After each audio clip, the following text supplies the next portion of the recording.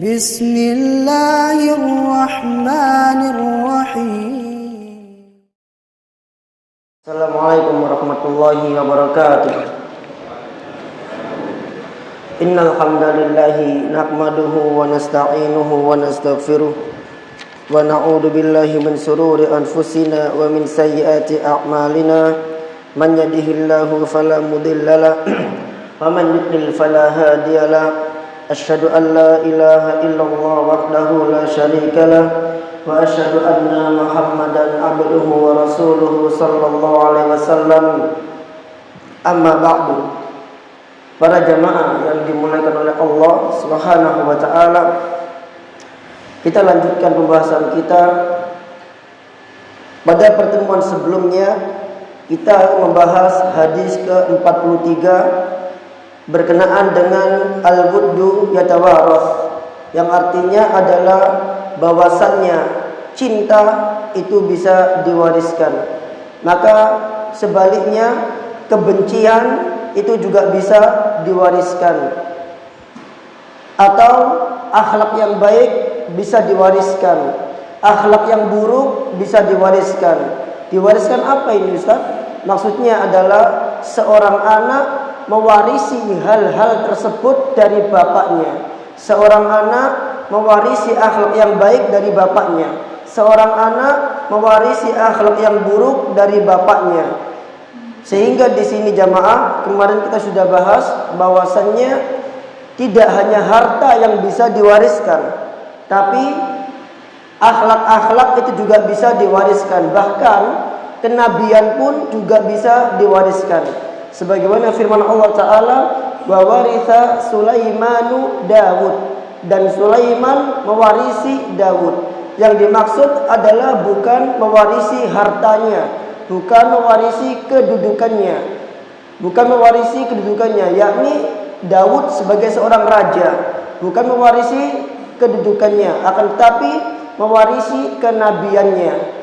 Sehingga ketika Allah mengatakan Sulaiman mewarisi Dawud, maksudnya adalah Sulaiman mewarisi kenabian Dawud. Sehingga ketika Dawud wafat, Sulaiman menjadi nabi.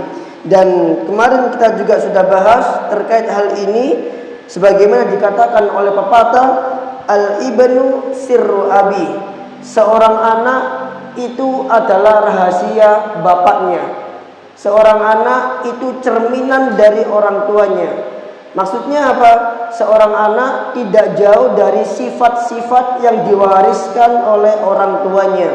Kalau ingin melihat bagaimana orang tuanya, secara umum itu bisa dilihat dari anaknya. Karena seorang anak sirru abi, rahasia bapaknya. Dan juga dikatakan oleh para ulama, kemarin kita sudah bahas, wa yunsha'un nashi'ul fityani minna ala makana awwadahu abuhu, dan seorang anak, seorang pemuda tumbuh berdasarkan atau sesuai dengan apa-apa yang dibiasakan oleh orang tuanya. Saya ulangi lagi, seorang anak tumbuh di atas apa-apa yang dibiasakan oleh kedua orang tuanya. Bagaimana apa yang dibiasakan oleh orang tuanya terhadap anak tersebut, seperti itulah anak itu akan tumbuh biidznillah. Ketika orang tuanya membiasakan anak ini untuk sedekah, maka biidznillah anak ini akan tumbuh menjadi orang yang suka sedekah. Ketika orang tuanya membiasakan anak ini suka membaca Al-Quran, maka anak ini akan tumbuh biidznillah sebagai anak yang suka membaca Al-Quran dan lain sebagainya. Karena al-wuddu yutawaras. Kemudian kita belajar pada hadis berikutnya jamaah, hadis yang menurut saya pribadi merupakan suatu adab yang luar biasa terkait orang tua yang jarang orang mengetahuinya. Jarang orang mengetahuinya, bahkan saya pribadi baru tahu 2 hari yang lalu. Baru tahu masalah ini 2 hari yang lalu. Kalau masalah adab terhadap guru, Yang bab berikutnya ini saya sudah tahu, tapi ternyata ini juga berlaku untuk kedua orang tua kita. Baik, Al-Imam Bukhari mengatakan babun la yusammir Ustaz, fadl, antum mau baca? Assalamualaikum warahmatullahi wabarakatuh. Babu la yusammir rajulu abahu wa la tajlisu qablahu wa la yamshi amamahu. Baik, hasbuk. Bab la yusammir rajulu abahu. Bab seseorang tidak memanggil nama bapaknya. Maksudnya apa? Kalau bahasa kita itu jangkar. Jadi seorang anak tidak boleh memanggil bapaknya dengan namanya. Misal namanya Joko, anak itu panggil "Hei Joko", tidak boleh. Sebagaimana yang terjadi di Eropa atau pada orang-orang Barat, yang kadang mereka memanggil bapaknya bukan dengan father, tapi dengan namanya John, James, padahal itu bapaknya sendiri. Dan itu di dalam Islam tidak diperbolehkan. Wala yajlisu qablahu, dan janganlah dia duduk sebelumnya. Artinya seorang anak tidak boleh duduk duluan sebelum orang tuanya duduk. Jadi orang tuanya duduk dulu baru anaknya. Wala yamshi amamahu, dan janganlah dia berjalan di depannya. Seorang anak tidak boleh berjalan di depan orang tuanya. Nanti kita akan bahas panjang lebar masalah ini. Semoga waktunya nutut ya. Seorang anak tidak boleh berjalan di depan orang tuanya. Dia harus berjalan di belakang orang tuanya. Dan di awal-awal majelis dulu, di awal-awal kita majelis, saya pernah memberitahu jamaah bahwasanya kita kalau ingin tahu pendapatnya Imam Bukhari atau kalau ingin tahu fikihnya Imam Bukhari, itu kita harus lihat bab yang ditulis oleh Imam Bukhari. Kenapa? Karena Imam Bukhari tidak punya kitab fikih. Sehingga untuk mengetahui fikihnya Bukhari, itu para ulama mengatakan kita harus melihat bab yang ditulis. Nah, Imam Bukhari menulis bab seperti ini. Tidak boleh seseorang memanggil bapaknya dengan namanya. Tidak boleh seseorang duduk sebelum orang tuanya duduk. Dan tidak boleh seseorang berjalan di depan kedua orang tuanya. Maka ini menunjukkan fikihnya Imam Bukhari, di mana Imam Bukhari berpendapat seorang anak harus seperti itu sebagai bentuk adab terhadap kedua orang tuanya. Paham sampai sini? Lanjut, Ustaz. Bis agak wa'adai hadasna Abu Rabi' dan Ismail ibn Zakaria qala hadasana Hisham bin Urwa an abihi aw ghayrihi anna Abu Hurairah absara rajulain faqala li ahadihima Nah, gitu. ma hadza minka faqala abi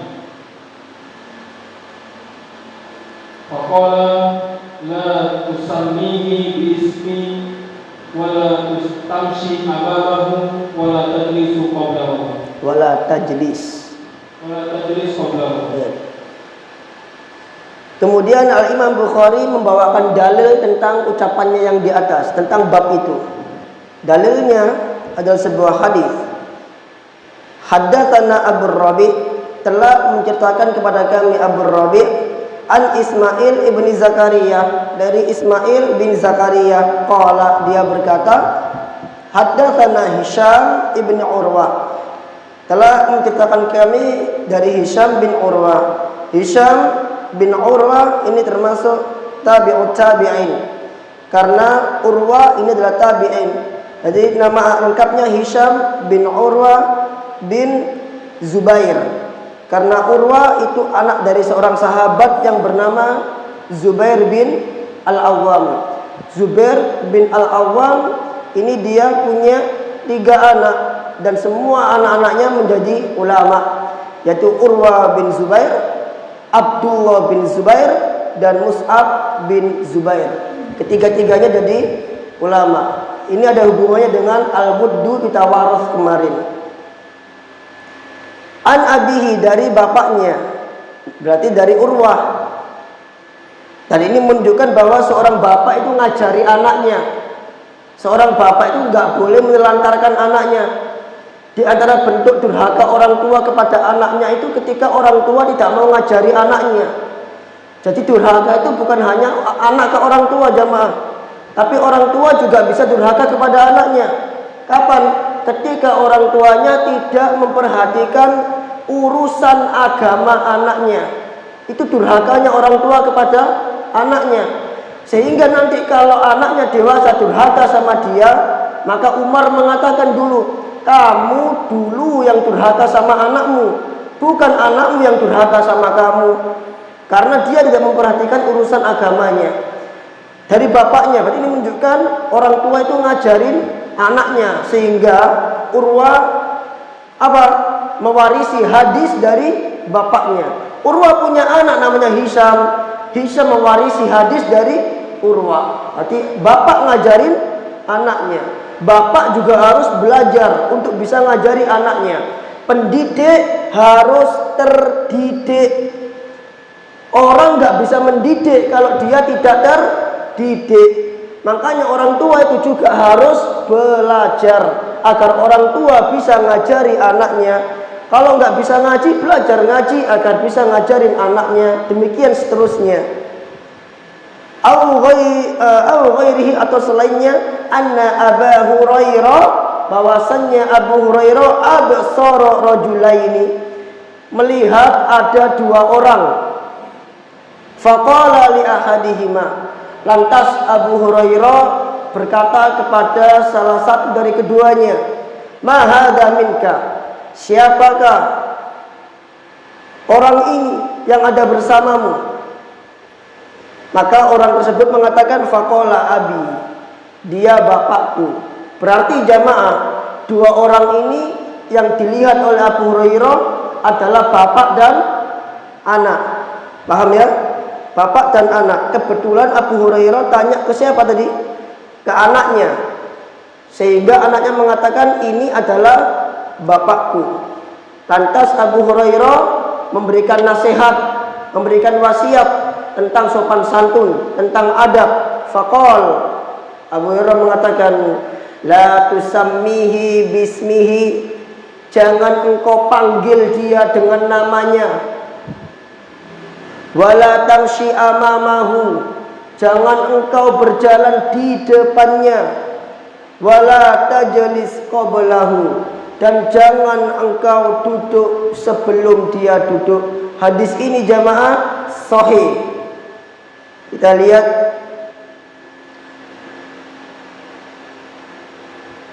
hadis ke-44 ya. Nah, baik, antum lihat ini nomor 44. Hadis ini sahih. Ya, jelas ya, kelihatan ini. Hadis ini sahih. Dan hadis ini para jamaah, siapa yang ngomong? Nabi atau para sahabat? Hah? Sahabat. Antum ingat, kalau ada hadis yang ngomong sahabat, itu dinamakan hadis mauquf. Paham? Kalau hadis yang ngomong Nabi alaihissalatu wassalam, Nabi bersabda seperti itu namanya hadis marfu. Jadi antum kalau baca buku ada nama mauquf, marfu, itu artinya seperti itu. Hadis kalau yang ngomong Nabi sallallahu alaihi wasallam namanya marfu. Hadis kalau yang ngomong sahabat namanya apa tadi? Mauquf. Kalau yang ngomong tabi'in namanya maqtu'. Apa? Maqtu'. Marfu ada yang sahih, ada yang dhaif. Mauquf ada yang sahih, ada yang dhaif. Maqtu' ada yang sahih, ada yang dhaif.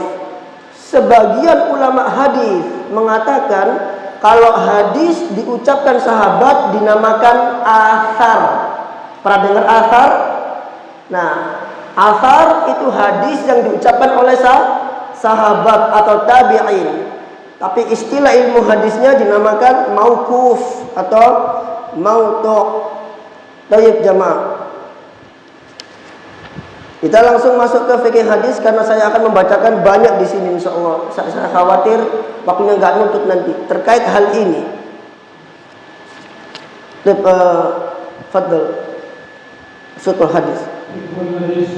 Awalan fi tabir fi tawakir Tawkir.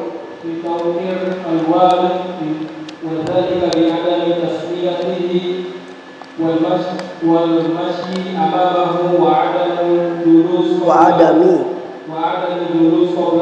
Al-julusi qablahu fi majalis wal muhafid.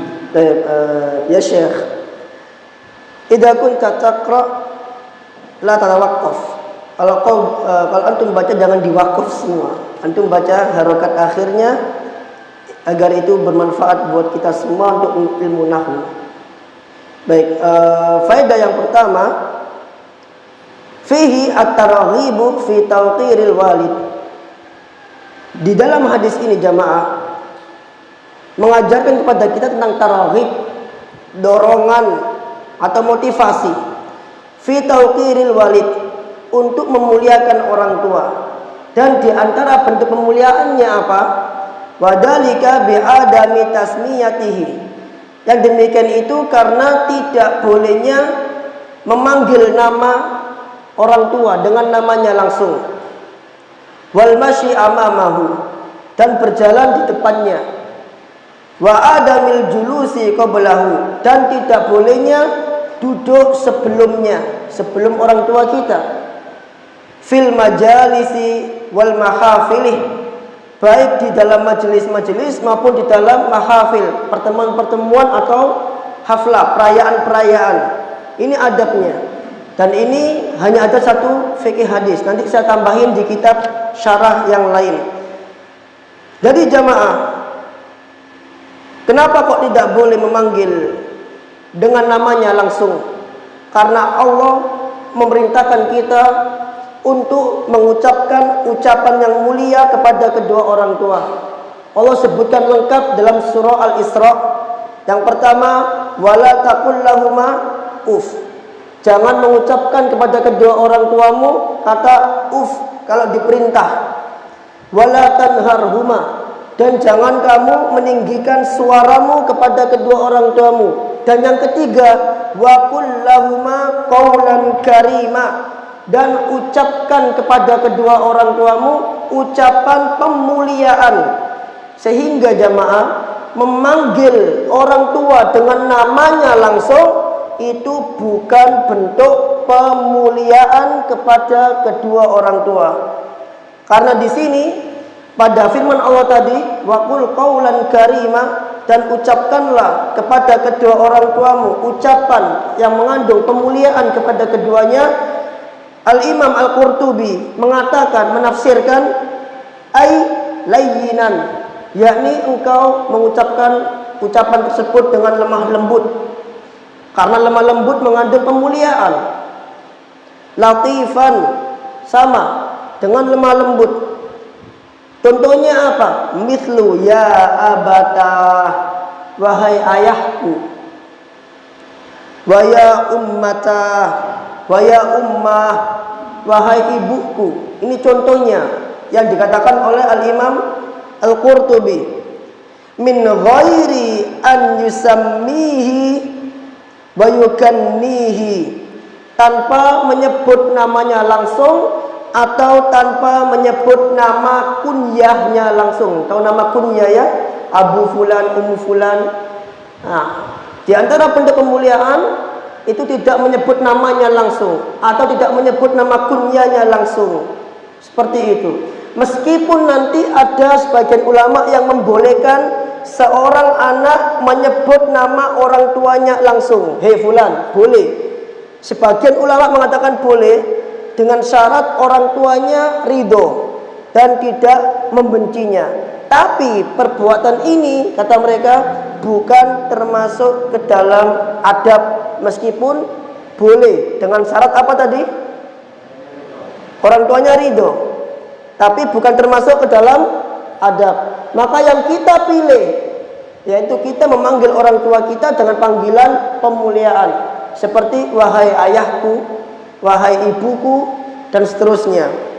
Dan yang lebih ngeri lagi jamaah, Al-Imam An-Nawawi, dia punya kitab Al-Adkar An-Nawawi, dan An-Nawawi rahimahullah, beliau menulis sebuah bab berkaitan dengan hal ini.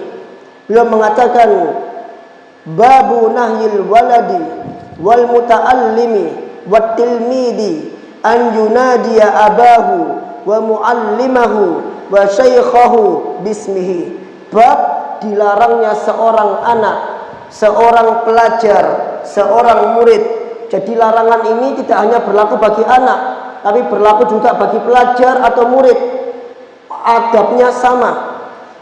An yunadiya abahu, dia memanggil orang tuanya dan gurunya dan syekhnya dengan namanya langsung. Dilarang. Mengapa kok sama jamaah? Karena sejatinya orang tua itu memiliki kedudukan sebagai guru. Betul? Orang tua di rumah jadi apa dia? Guru untuk anak-anaknya. Makanya orang tua itu ngajarin anak-anaknya. Dan kedudukan orang tua itu lebih utama daripada kedudukan guru. Guru di sekolah itu derajatnya tidak ada apa-apanya dibanding orang tua. Jadi seharusnya seorang murid itu harus lebih takut kepada kedua orang tuanya dibanding sama gurunya. Tapi realitanya itu kebalikannya. Anak justru lebih takut kepada gurunya dibanding orang tuanya. Di sini jamaah, anak melihat ada sesuatu yang salah dalam hal ini. Mungkin bisa jadi dalam sistem pengajaran di rumah ada yang salah, sehingga anak itu lebih takut ke gurunya dibanding orang tuanya. Mungkin dalam hal pengajaran, mungkin dalam hal masalah kewibawaan orang tua barangkali. Wallahu ta'ala a'lam. Karena sejatinya harusnya anak lebih takut kepada orang tuanya. Sebab apa? Sebab siksa orang tua itu lebih kuat, lebih besar dibanding kepada guru. Bakti kepada orang tua itu kedudukannya lebih tinggi dibanding kepada guru. Makanya sama Imam Nawawi digabung. Seorang anak, seorang murid, tidak boleh manggil orang tuanya, nggak boleh manggil gurunya dengan namanya langsung. Kenapa demikian jemaah? Imam Nawawi membawakan athar salaf dari Ubaidillah bin Zafrin. Dia mengatakan yuqalu minal uquq, dikatakan termasuk bentuk kedurhakaan, antusammiya abaka bismihi, engkau memanggil bapakmu dengan namanya langsung. Termasuk bentuk apa tadi?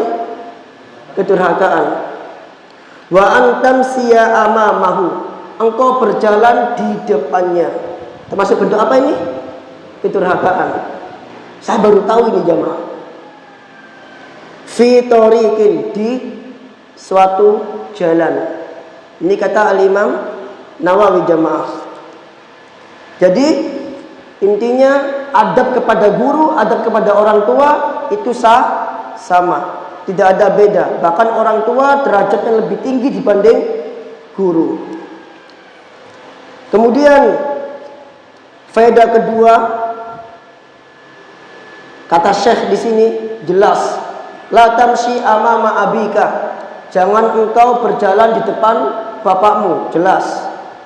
La tajlis qabla abika, jangan kamu duduk sebelum orang tuamu, sebelum bapakmu, jelas. Kemudian saya mengatakan masih di adab berikutnya, di adab kedua dan ketiga, iyyaka an tajlisa qablahu fil majalis wal mahalifil. Janganlah atau jauhilah, jangan sampai engkau duduk sebelum orang tuamu di majelis atau di perayaan-perayaan, ihtiraman liman zilatihi, dalam rangka bentuk menghormati kedudukannya jamaah. Dan ini juga jamaah, pernah ada athar juga suatu salaf ketika dikatakan kepada Umar, ibn Dar, Umar bin Dar rahimahullah, ditanya, kaifa birru waladika bika, bagaimana caranya anakmu berbakti kepadamu? Maka Umar bin Dar mengatakan, ma masyaitu naharan qattun illa wa huwa khalfi, tidaklah aku jalan di siang hari kecuali anakku berjalan di belakangku. Tadi pertanyaannya apa tadi? Bagaimana caranya anakmu berbakti padamu? Anaknya Umar bin Dar. Maka Umar mengatakan, ma masyaitu naharan qattun illa wa huwa khalfi, tidaklah aku berjalan di siang hari kecuali dia berjalan di belakangku. Wala masyaitu lailan illa masya amami, dan tidaklah aku berjalan di malam hari kecuali anakku berjalan di depanku. Ini adab. Kalau siang di belakang, kalau malam di depan. Ini adab. Wala raqa saqafan wa ana tahtahu, dan tidaklah dia naik ke atap atau menaiki satu tangga melainkan aku berada di bawahnya. Kita berpikir, kenapa kok seperti itu? Dia tidak pernah menaiki atap dalam keadaan orang tuanya di bawahnya. Karena kalau anak ini jatuh maka dia menimpa orang tuanya. Tapi seharusnya bagaimana? Sebaliknya. Kalau orang naik tangga, yang naik tangga duluan harusnya siapa? Anaknya atau orang tuanya? Orang tuanya dulu. Agar nanti kalau orang tuanya jatuh, anaknya bisa melindungi. Dan itu bentuk bakti. Luar biasa. Bagaimana para salaf menjaga baktinya kepada kedua orang tuanya. Bagaimana para salaf menaruh perhatian tentang masalah ini untuk kedua orang tuanya atau anak-anaknya. Dan para jamaah, saya ingin membacakan masalah adab ini tentang berjalan. Adapun hadis ini telah selesai faedahnya, tapi saya ingin membacakan dari kitab yang lain tentang masalah berjalan ini. Ini kitab Tadhkiratus Sami' wal Mutakallim yang ditulis oleh Al-Imam Ibnul Jama'ah Asy-Syafi'i tentang masalah adab seorang murid kepada gurunya. Tadi saya sudah mengatakan bahwa guru itu sama seperti orang tua, bahkan kedudukannya melebihi orang tua. Maka Imam Jama'ah menulis pada bab yang terakhir, pada adab yang terakhir yang berkaitan adab seorang murid kepada gurunya. Atau kita ganti kata-katanya, adab anak kepada orang tua, sama saja. Beliau mengatakan seperti ini.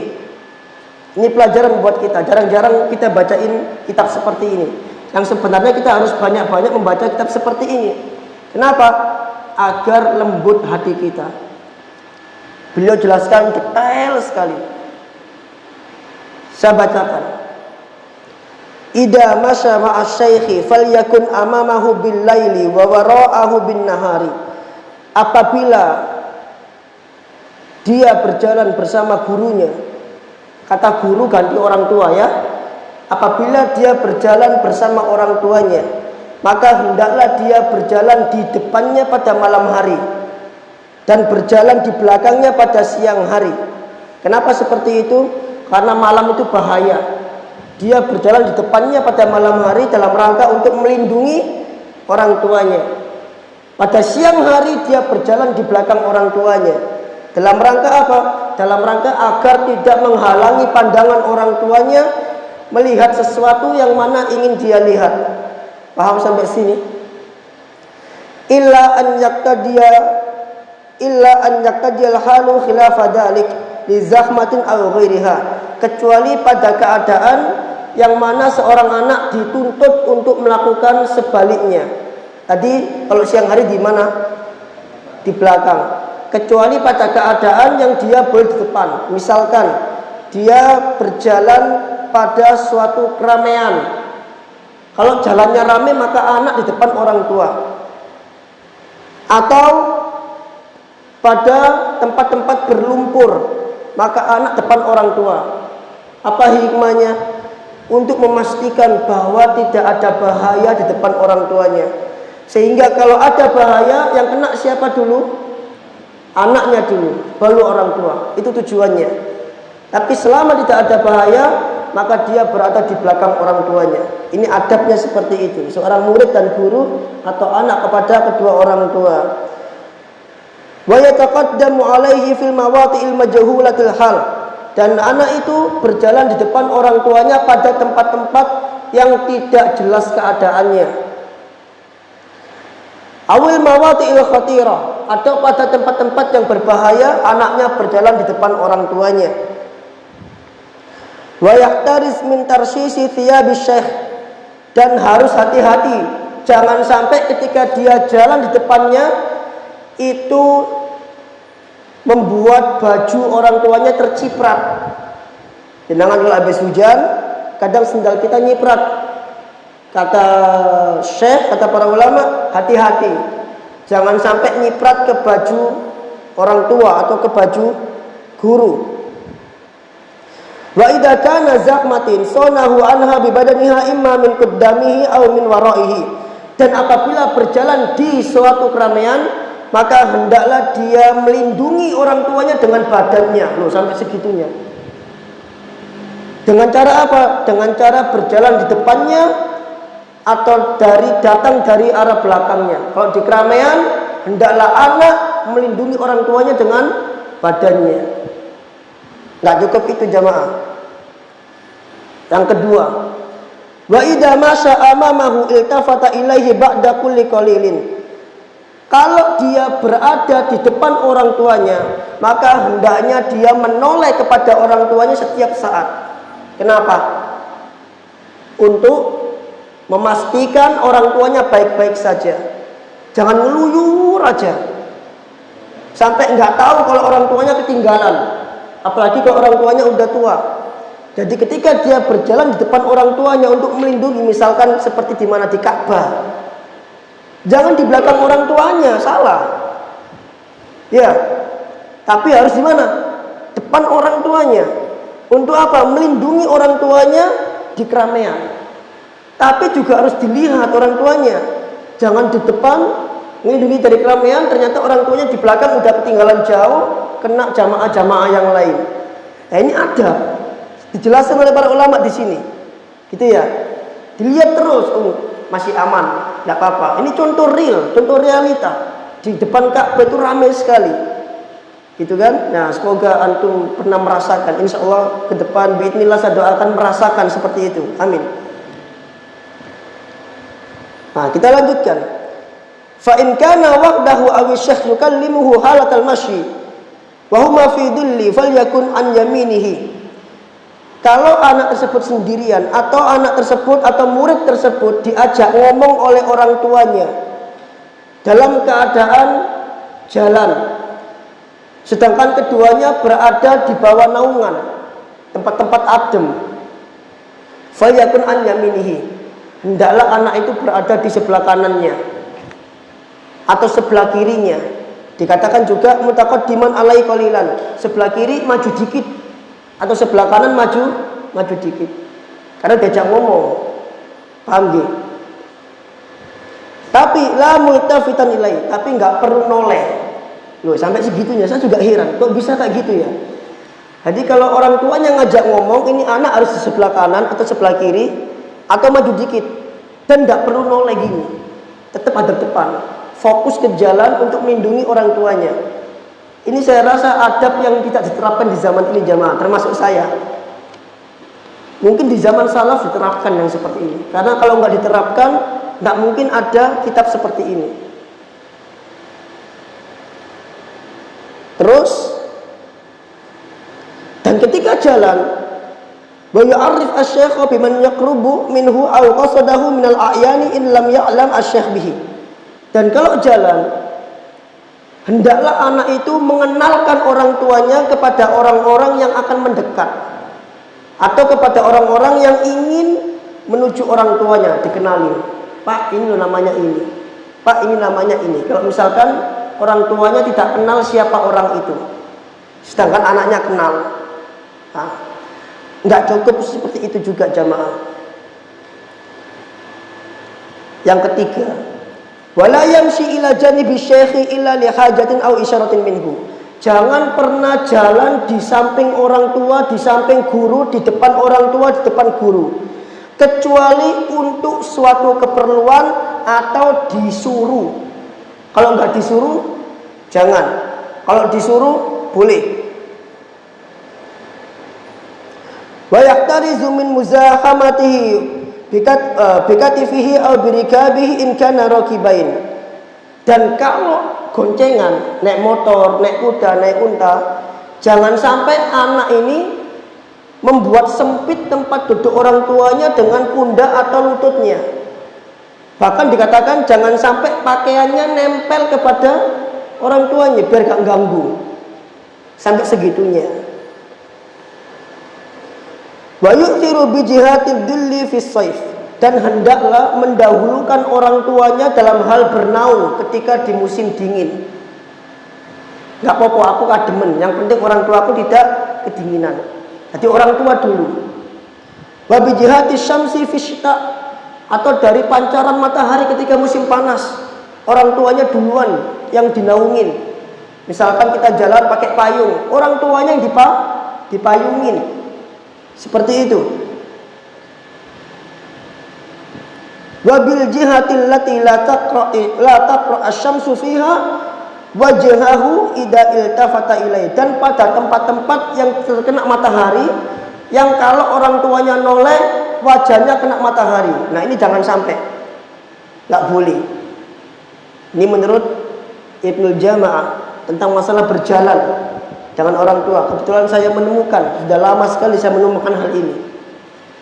Jadi kalau pada tempat-tempat yang kena matahari itu kalau bisa orang tuanya ketika noleh jangan sampai wajahnya kena sinar matahari. Kalau bisa seperti itu, dilindungin sama anaknya. Wala yamsi, ini yang keempat. Wala yamsi baina syekhi wa baina man yuhaddithuhu. Dan jangan sampai berjalan di depan orang tua atau di depan gurunya, antara orang tua dengan orang yang diajak ngomong.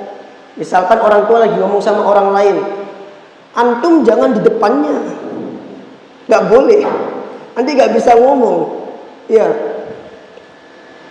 Tapi harus di mana? Wa yata'akhkhar anhuma idza tahaddatsa aw yataqaddam. Hendaklah dia berada di belakangnya kalau kedua orang ini lagi ngomong. Wala yaqrab, jangan dekat, agak jauh dikit. Wala yastami, jangan nguping, orang lagi ngomong kok di kuping. Ya kan? Kan kadang ada bapak kita ngomong sama jamaah lain, antum jauh, ngejauh. Jangan deket, kalau deket nanti kedengaran apa yang diomongkan. Kalau kedengaran akhirnya jadi apa? Jadi tahu. Kalau jadi tahu akhirnya jadi nguping. Ngomong apa sih bapak ini? Enggak boleh. Ya.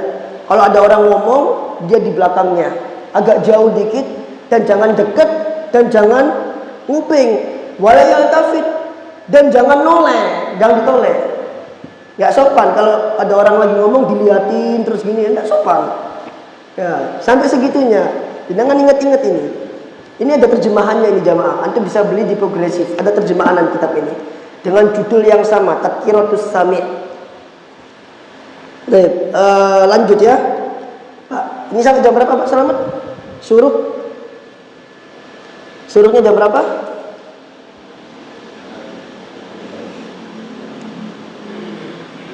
5:15 atau lebih?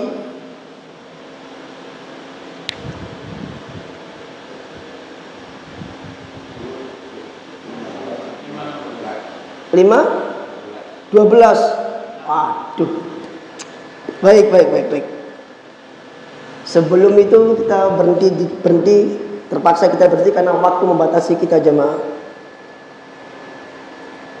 Baik. Ini yang berikutnya. Ini yang keberapa ini? 1, 2, 3, 4, 5, 6. Yang kelima.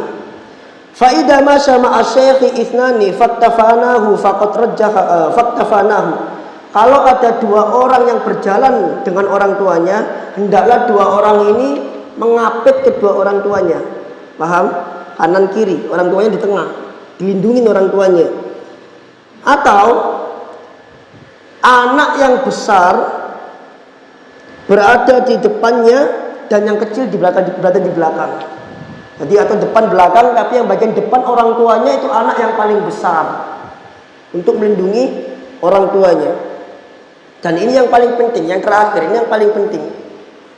Wa idza sadafa syaikha fi tariqihi bada'a bis salam. Dan kalau ketemu dengan orang tua di jalan atau ketemu dengan guru di jalan, hendaklah anak memulai salam, murid memulai salam, bukan sebaliknya. Bukan orang tua yang salam duluan, bukan guru yang salam duluan. Tapi siapa yang salam duluan? Murid salam duluan ke guru atau anak salam duluan ke guru kalau misalkan ketemu di jalan orang tua atau guru tersebut. Wa yaqsiduhu in kana ba'idan. Nah, ini yang penting. Dan kalau dia lihat orang tuanya jauh, dia mendekat ke orang tuanya. Enggak boleh tidak, "Pak, Assalamualaikum." Enggak boleh. Dia mendekat ke arah orang tuanya atau mendekat ke arah gurunya. Kadang anak kita butuh sama kita kan, teriak-teriak dari jauh, "Pak," meskipun cuma nyapa, "Pak." Nah, itu tidak boleh. Itu bukan adab, ya kan? Wala yunadihi wala yusallim alaihi min ba'idin wala min waraihi. Jangan dia memanggil orang tuanya, memberi salam orang tuanya dari jarak jauh.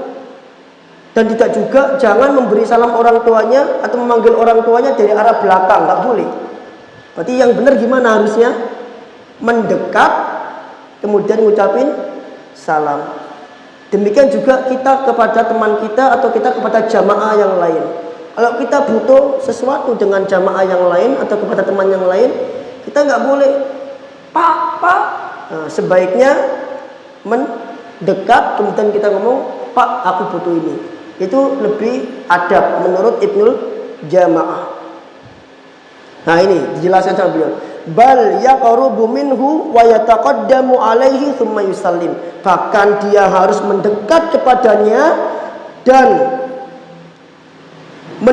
berada di depannya, kemudian baru dia mengucapkan salam. Ini yang terakhir, saya singkat. Yang terakhir jamaah, kalau orang tua kita atau guru kita mengutarakan suatu pendapat kepada kita dan kita tahu pendapat orang tua itu salah atau pendapat guru kita salah, dikatakan di sini, janganlah engkau mengatakan hada khoto, ini salah, atau jangan mengatakan hada laisa biroi, ini bukan pikiranku. Tapi hendaklah memperbaiki ucapan untuk membantah ucapan tersebut, untuk menunjukkan kebenaran pendapatnya.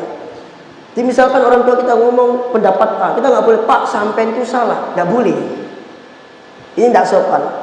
Tapi hendaklah kita memperbaiki ucapan kita, mencari bahasa yang pas.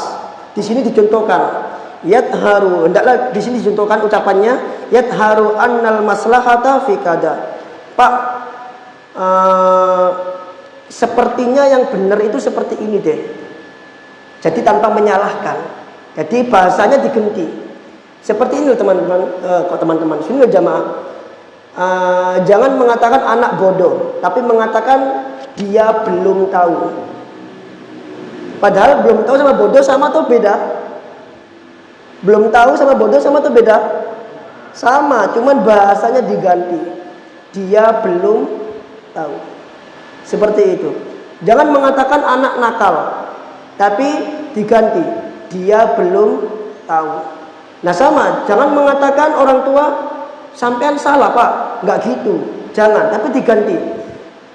Kayaknya yang benar itu seperti ini deh Pak. Kayaknya yang benar, jadi hindari kata-kata salah. Ini termasuk adabnya. Dan juga jangan mengatakan ro'i indikada. Dan juga jangan mengatakan, "Pak, lek menurutku gak kalau ngono." Nah, kadang seperti itu kan kita, atau ke jamaah yang lain, "Pak, lek jariku gak ngono." Nah ini kalau anak ke orang tua tidak boleh. Jadi dia benar-benar harus mencari bahasa yang pas untuk menjelaskan kebenaran tentang pendapat dia yang salah. Dan itu bisa diganti, misalkan, "Pak, mohon maaf nih, sebenarnya kalau yang benar itu bisa seperti ini, seperti itu." Paham ya jamaah? Itu adalah adab yang terakhir. Waktunya sudah habis. Tafadhol, barangkali ada yang bertanya, dipersilakan. Singkat, jelas dan padat. Bismillah. Assalamualaikum. Jadi disebutkan salah satu bentuk durhaka orang tua kepada anaknya itu tidak mengajarkan ilmu agama. Nah, Apa saja selain ini? Yang kedua, kebanyakan orang tua itu lebih sayang kepada anaknya. Maksudnya biarlah orang tuanya nggak makan, tapi ada yang makan. Jadi orang tuanya harus anaknya harusnya di depan, tapi orang tuanya sayangnya kepada anaknya tidak berapa tersebut. alhamdulillah. Yang pertama, dia adalah bentuk durhakanya orang tua ke anak, gak mengajari agama. Apalagi kita langsung ngomong secara umum, tidak mengajarkan kebaikan kepada anaknya. Dan kebaikan tidak hanya pengajaran agama, semua hal. Tuh. Yang kedua, kalau anaknya salah, dibiarkan, tidak ada nasihat. Kalau anaknya salah, orang tua tidak menasihati, kemudian anak ini akhirnya tumbuh di atas kesalahan tersebut, maka setiap kali anaknya melakukan kesalahan itu, maka orang tua juga dapat dosa. Sebab apa? Sebab orang tua tidak menasihati. Misal seorang anak minum khamr misalkan. Orang tua tidak menasihati anaknya, maka setiap kali dia minum khamr, maka orang tuanya pun dapat dosa. Paham sampai sini? Tapi kalau orang tuanya nasihati, terus dinasihati, terus menerus dinasihati, kalau khamr itu nggak boleh dan seterusnya, maka di hadapan Allah nanti orang tuanya sudah memiliki hujah, dan orang tuanya tidak menanggung dosa anak yang minum khamr tersebut, karena dia sudah menegakkan hujah. Itu seperti itu. Jadi di antara bentuk durhaka adalah tidak menasihati anak tersebut ketika salah. Cuman kalau anaknya masih kecil, usia SD, tentu kita harus punya cara dalam menasihati. Tidak bisa disamakan dengan anak-anak yang dewasa seperti SMA atau kuliahan, tidak bisa. Setiap orang itu harus ada situasi dan kondisi yang pas untuk menasihati. Tidak bisa digebiah-uyah, tidak bisa disamaratakan. Nabi SAW ketika menasihati sahabat kadangkala keras. Tapi ketika menghadapi badui, Nabi SAW berlaku lemah lembut. Seperti itu. Jadi tidak semua disamaratakan dalam hal nasihat. Kemudian pertanyaan berikutnya, ada kalanya orang tua itu mengorbankan dirinya untuk anaknya. Intinya seperti itu kan, sehingga orang tuanya berjalan di depan anaknya misalkan. Nah, itu adalah di antara bentuk kebaikan orang tua. Tapi ketika anak itu menyadari hal ini, maka hendaklah dia berfastabiqul khairat. Misal, kadang ini terjadi pada orang tua saya. Kadang ketika anak saya main ke rumah orang tua itu bawa baju kotor, itu baju kotornya nggak boleh dibawa pulang sama saya, karena ibu saya kepingin nyucikan baju itu. Karena kalau cuma baju aja lah kok dibawa pulang kan gitu. Tapi akhirnya kita fastabiqul khairat, karena saya paham enggak tak bawa pulang aja. Karena kita tahu itu akan menyusahkan orang tua. Tapi dari sisi orang tua tidak merasakan disusahkan, karena memang sifat orang tua seperti itu. Dan insya Allah kita semua juga seperti itu nanti kalau punya cucu. Aku wae gitu. Tapi dari sisi anak yang ngaji atau anak yang sudah paham tentang masalah sopan santun, dia akan melihat ini menyusahkan orang tua. Tapi dari sisi orang tua ini tidak menyusahkan saya. Kayak seperti ini. Jadi ada fastabiqul khairat. Nah, seperti itu.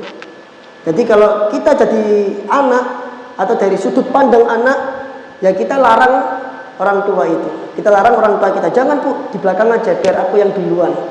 Nah, seperti itu. Misalkan seperti itu ya kan. Meskipun orang tua enggak usah lah, apa sih ini ae kan gitu. Kadang orang tua seperti itu. Nah, tapi akhirnya kita udah enggak apa-apa ben aku ae, seperti itu.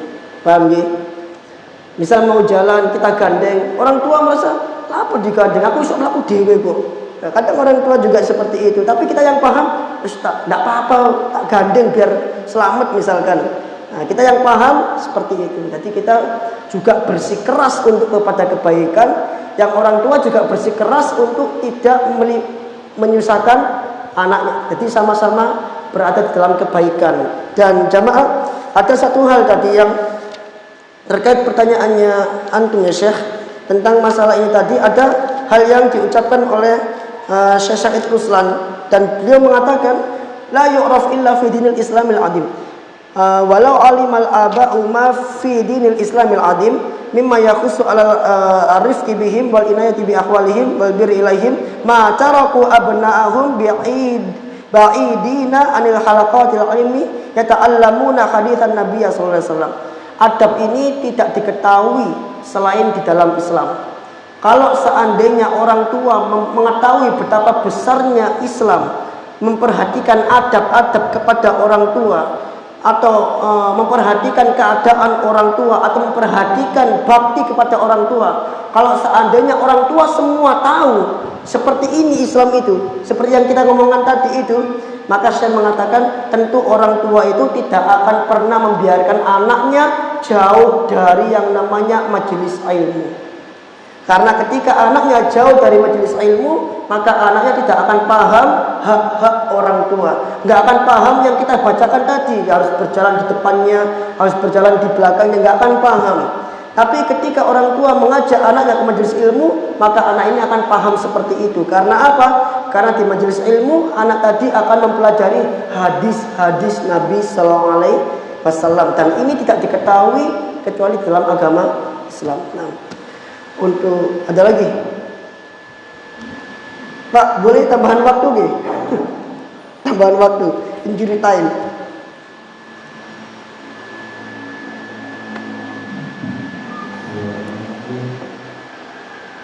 Ketika kita duduk, kemudian orang tua atau guru kita jalan di samping kita, bolehkah kita berdiri untuk mengalami beliau?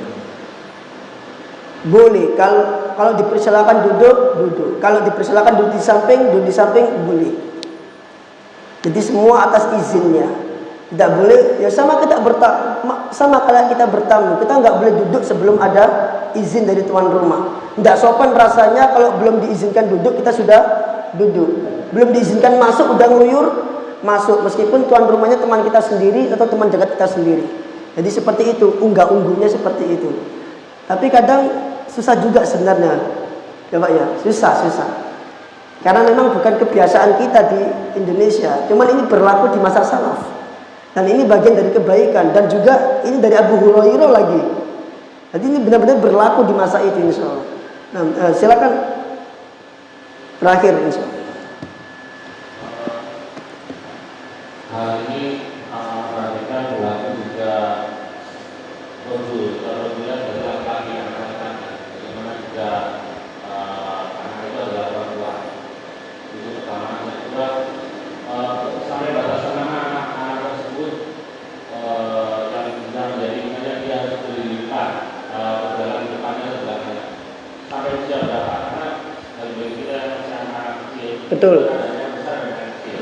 Bagaimanapun kita harus mengatur. Apalagi kemudian kita punya laki-laki perempuan dan laki-laki, tapi ada yang laki-laki masih kecil. Nah, kita akan dari tempat umum bagaimana cara mengatur. Karena hal itu kan termasuk hal yang sudah besar. Nah, Pak Jazakumullah khair. Masya Allah, ini cakep pertanyaannya. Kita udah bacain tadi dari awal sampai akhir, dan kita bisa ambil garis tengah. Pertama, tujuannya apa sih dia berada di depan tadi itu? Tujuannya apa sih dia berada di belakang? Kita udah bacain tadi. Tujuannya dia berada di depan itu untuk melindungi orang tuanya. Berarti kalau anak itu masih kecil, ya ngapain dia di depan? Tujuannya nggak tercapai. Berarti yang di depan itu ketika anak itu sudah besar atau mampu melindungi orang tuanya. Contoh tadi, anak itu di depan ketika orang tuanya dalam keadaan di keramaian. Tujuannya apa? Untuk melindungi orang tuanya dari keramaian tadi itu. Berarti ini berlaku untuk anak yang udah besar, misal seusia saya atau seusia saya dengan orang tua, atau seusia Ustaz Mahi misalkan, ketika misalkan waktu umroh. Nah, ini boleh di depan. Nah, kalau masih kecil semisal usia Muhammad Pak Teguh, tidak mungkin di depan. Malah yang ada malah dia keinjek-injek di depan nanti. Ya kan? Nah, seperti ini fleksibel masalahnya. Demikian juga dengan perempuan, bagaimana? Ya kalau dia misalkan kita pakai case-nya, pakai kasusnya ketika umroh saja ya, karena itu realita keramaian langsung. Yang mana bisa berpotensi kematian bahkan kalau ketika wukuf di Arafah misalkan. Kita bagaimana dengan perempuan sama? Kalau dia misalkan umroh dengan ibunya, ya kan meskipun ada mahramnya, dia bisa lindungi ibunya yang sudah tua berada di depan ibunya, ya kan? Tapi kalau dia masih kecil tetap nggak bisa. Jadi ini fleksibel.